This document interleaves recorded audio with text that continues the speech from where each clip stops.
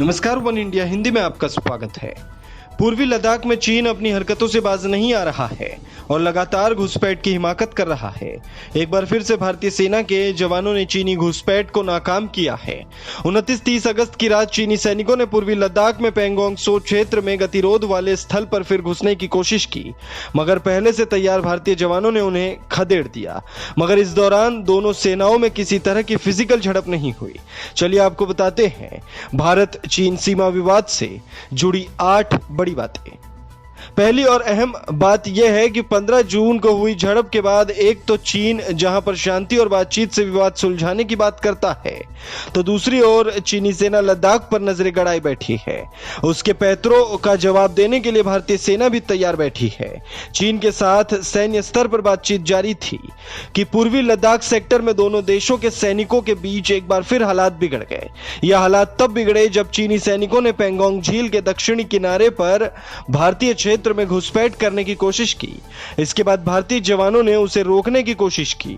भारतीय सेना के मुताबिक चीनी सैनिकों को पीछे धकेला जा चुका है, लेकिन बताया जा रहा है कि चीनी सेना अंधेरे का फायदा उठाना चाहते थे, लेकिन भारतीय सेना अलर्ट मोड पर थी। दूसरी बड़ी बात यह है कि घटना के बाद भारत ने उस इलाके में जवानों की संख्या को बढ़ा दिया है। वहीं इस झड़प के बाद भी चुशूल में ब्रिगेड कमांडर लेवल की वार्ता जारी है। तीसरी बात, सेना के प्रवक्ता कर्नल अमन आनंद ने बताया कि चीन की पीपल्स लिबरेशन आर्मी ने पूर्वी लद्दाख गतिरोध पर सैन्य और राजनयिक बातचीत के जरिए बनी पिछली आम सहमति का उल्लंघन किया और यथास्थिति को बदलने के लिए उकसावेपूर्ण सैन्य अभियान चलाया।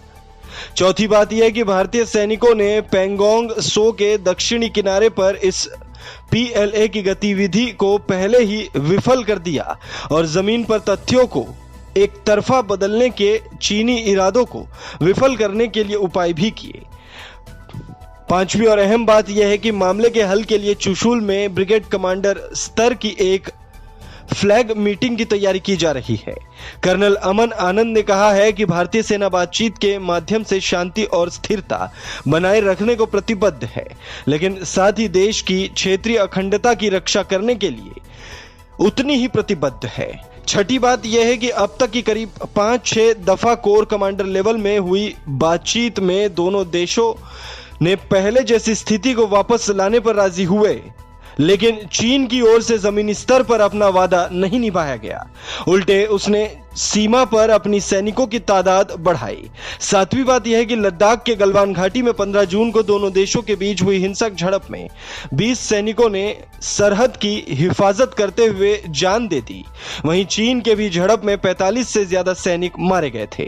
हालांकि चीन की ओर से इस पर कभी कुछ नहीं कहा गया है।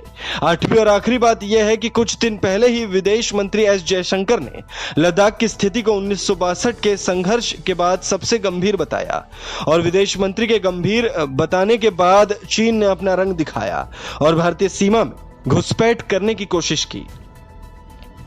इस खबर में फिलहाल इतना ही। तमाम अपडेट्स के लिए बने रहिए वन इंडिया के साथ।